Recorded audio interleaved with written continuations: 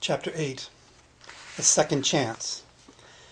When I opened my eyes, I didn't recognize anything. I had no idea what had happened.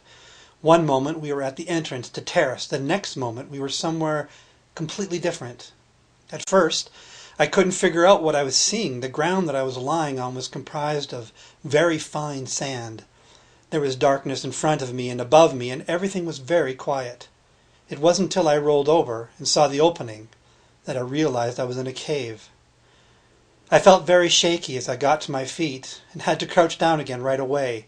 The wave of dizziness that hit me was so intense I thought I might pass out, and I felt sick to my stomach. Slowly I stood up again and moved towards the entrance of the cave. "Father," I called out weakly, and then again a bit stronger. There was no answer. At the entrance to the cave I looked out. There was no castle in the valley. In fact, I couldn't even see if there was a valley. There was only mist and rock. The fog was heavier than I'd ever seen. I could almost scoop it into my hands. I stepped out of the cave. "Father," I called again. Still nothing. Even this small effort exhausted me, so I decided to go back and lie down in the cave a while longer. I had barely gotten back in when my legs gave out and I collapsed onto the floor. Immediately I fell asleep. I didn't know how much time had passed when I woke up the second time. It was slightly lighter than before. Remembering the dizziness I felt the last time, I carefully got to my feet. With my back bent and my hands on my knees, I slowly scanned the cave. It looked to be about 40 feet wide and seemed to go back about 60. Above me, the rugged, rocky ceiling was about 15 feet over my head. There were juts here and there in the cave wall with dark recesses hiding behind them. As my eyes panned around the cave, they alighted on a dark lump near the back. At first glance I thought it was some kind of rock or so that had broken off the wall, but as I gazed at it longer, it seemed to be something else. Curiously, I staggered towards it. It wasn't until I was almost right on top of it that I realized that it was the collapsed form of my father. I fell on my knees next to him and gently rubbed his shoulder. "Father," I whispered. "Father, are you all right?" At first there was no indication that he had heard me, and I felt a sense of dread rising up within me. But then he coughed, and with great relief I knew he was not dead. Carefully I rolled him onto his back. "Father," I pleaded, "talk to me. Are you all right? Did you hurt yourself?" Very slowly he opened his eyes and looked at me. Then his eyes moved around the cave as if he, like me, was trying to figure out what had happened and where he was. "We made it," his voice cracked. "It really worked." "We made what?" I asked. "What really worked?" There should be a stream out to the left of the cave about 100 yards or so," was his reply. "There should also be some wooden bowls near the mouth of the cave. Please, go, fetch some water. I'll be able to explain more once I've had a drink." I was concerned about him and didn't want to leave him alone, but I knew that he needed to drink, so I went to complete the errand. It was exactly as he described. There were some wooden bowls scattered haphazardly just outside the cave. I chose the largest one and made my way to the stream. It turned out to be a small rill, gurgling softly as it made its way courageously through the mist in search of a lake to empty itself in. Filling the bowl with fresh water, I took a deep breath of the air. It tasted sweet in my throat. When I got back to the cave, Father was still lying on his back. I helped him sit up and take a drink, but he did not look like he was doing well at all. His once thick hair now seemed thin and wispy. His face was much thinner, and the lines around his eyes were etched much deeper. All of his movements were slow and done with great effort. More than once I saw him wince as he sat up and as he lay back down again. It was as though he had aged many years overnight. "What happened?" I asked. He took a long, slow breath and blew it out through clenched teeth. His head rolled to the side, and he fixed his eyes on me. "We're safe," he replied. "For the moment we're safe." "Safe from what?" "Jack. We're safe from Jack." "What happened? Please tell me," I pressed. "Not everything was as it seemed," Father began. "Jack appeared to have the upper hand, but I knew that if he found the portal and managed to get the three of us through, it would only be because of some type of coercion. So I took certain precautions. I tried to reason with him. I tried to give him a chance to turn away from where he was headed, to give up what he was intending, but he was set, so I put my precaution into play. I had another spell placed on the doorway between the tree and terrace. If I said a certain phrase, then I and anyone I was touching would be spirited away here, to this cave. But where is here? I asked, and why did we come? Here is a very, very old place, Father said. It was one of the first known places of Terrace. Did Shia tell you about the prophecy in the beginning of Terrace? I nodded.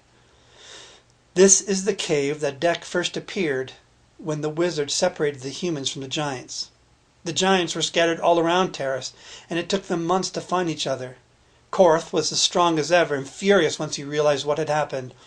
His assumption that Dek was involved was well-founded, and he swore that he would kill Dek out of revenge.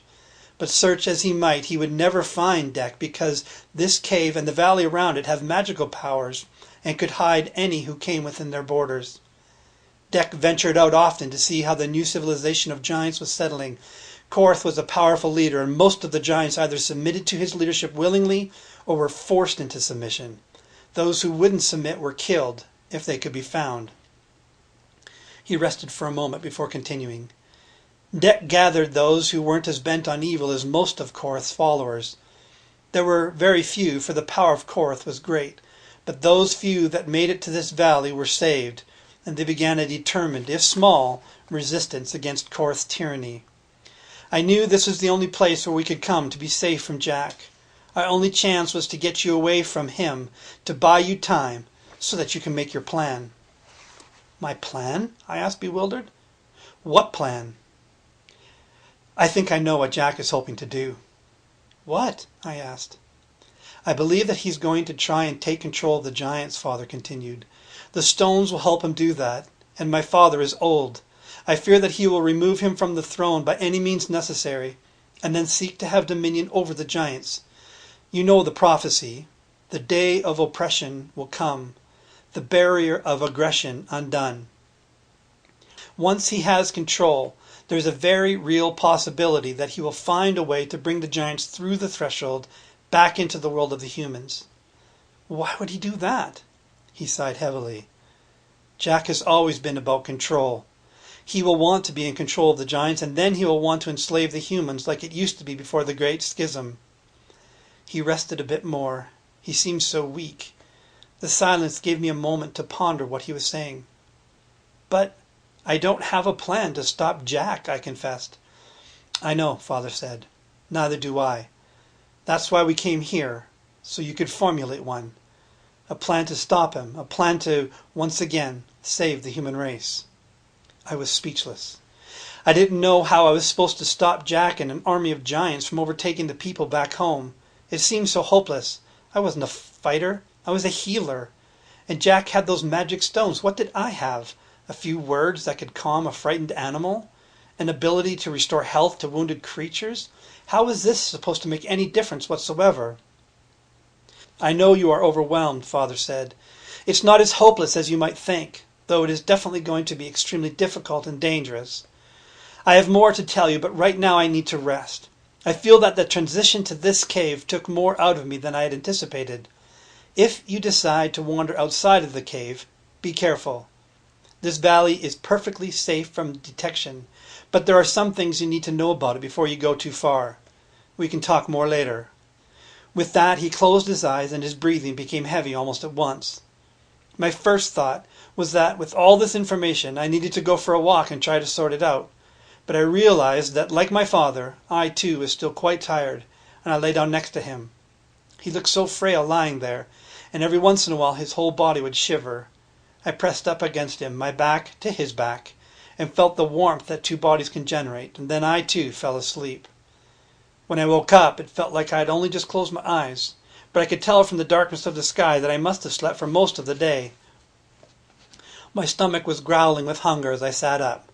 I glanced over to my father, who was looking up at the ceiling. Hungry? I asked. He nodded, and I went to our packs to get a little bit of the food that still remained. He seemed even weaker than before, and it was with no little difficulty that I helped him up to a sitting position so he could eat the bread and meat that I offered. I devoured my food quickly, as my hunger was ravenous, but I noticed that he hardly touched his. What's wrong? I asked. Why aren't you eating? You won't get better if you don't eat. I'm afraid that I won't get better even if I do eat, he replied. What do you mean? I asked. Not yet, he said. There's still much to say, and you must pay attention, because I fear that I will only be able to say it at once. As you know, the stones that Jack has are magic. With them, he will be able to gather an army of giants around him, and he will be able to take them through the threshold and into the land of your people. That's the bad news. The good news is that he doesn't have all the stones. There were 8 stones to begin with. Together they have immense power and can be used for great good or great evil. A few of us realized that we needed to split up the stones and hide them. 3 are hidden here in Terrace. 2 were to be hidden in the threshold, and the final 3 somewhere on Earth. That's what the giant was doing in the threshold, I surmised. Yes, his name was Cree, my father replied sadly. He was a dear friend and was coming to meet Shamia and me. I was to hide the 2 stones in the threshold, and Shamia was going to take the final 3 into your world. So the other 3 stones are here somewhere? I asked. Yes, replied father, but I don't know where they are. We thought it would be safer if no one person knew the location of all 8. Well, who knows where they are? There is a giant in the valley here named Borin, father responded. He knows where they are hidden, for he hid them himself. But the task almost cost him his life, and he returned to the valley broken and weak. You must find him, tell him who you are, and you must persuade him to tell you where the stones are hidden. Will he be willing? It's hard to say, father answered soberly. Much happened to him during the hiding, and he's wary of most everyone. But there is hope that for the love that we share as friends, and because of the dire circumstances before us, he will be willing to tell you their locations. But this is only the first part of your task. You must recover the stones, and then use them, your ingenuity, and whatever you know about Jack to confront him and confound his plans. I don't know if I can do this, I pleaded. I don't know how I can make a difference.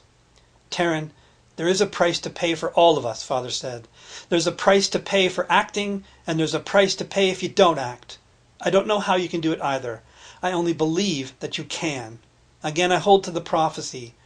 Yet the roar of the giants will fade into silence when the one that was 2 becomes 1. I believe that you and Jack were the one that became 2. There have never been giant twins before you 2, and it seems like Jack is fulfilling the first part of the prophecy.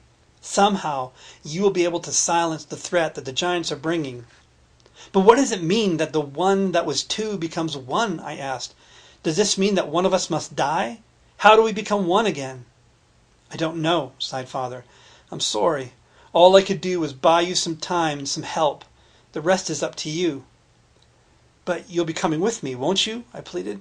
We can do this together, can't we? Tarringer, father said so softly I had to move in closer to hear him. To transport you and I here to this cave, there was a cost. A draw on the physical resources of the person undergoing the transition. That cost is high. But I feel fine, I said. I only felt a little dizzy and weak at first.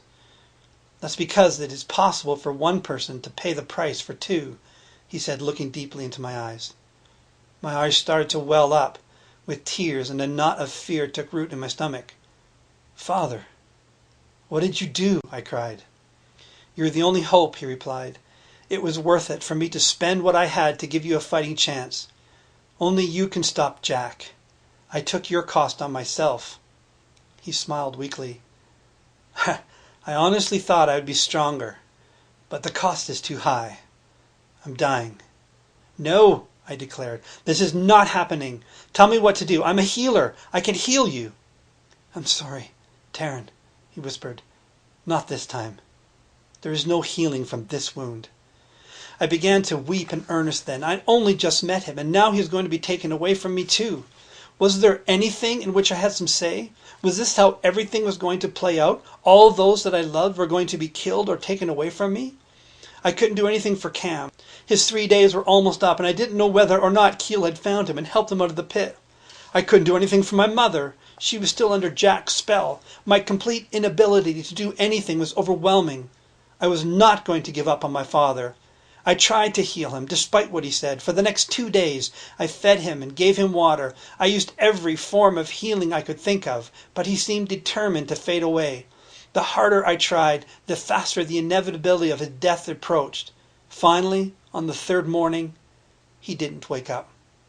I lay next to him, holding him in my arms and weeping like a baby.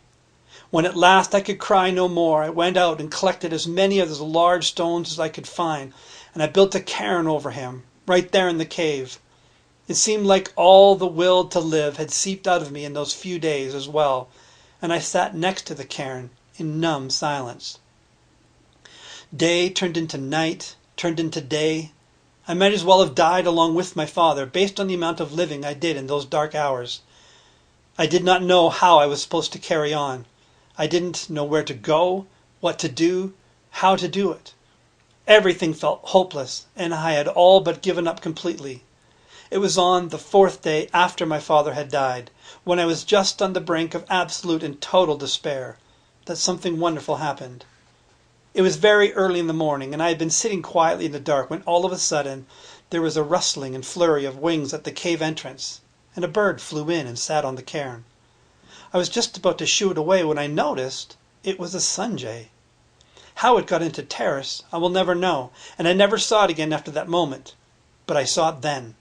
It looked at me with its penetrating green eyes, and then it sang just a few notes of its mournful song, but notes that called deep into my heart. It sang of justice and life and beauty, of love and honor and truth. The song pierced through the darkness of my soul and awakened a flicker of hope. Somehow, with those few notes, I was transformed. There was a pause in its song as it cocked its head to the side. Then it sang 3 more notes, jumped into the air, and flew away. I rushed to the cave entrance to see where it went, but it was gone. However, the effect of its visit remained, and I knew what I had to do. After a final glance back to my father's cairn, I turned around and headed out into the mist to stop Jack and save my world.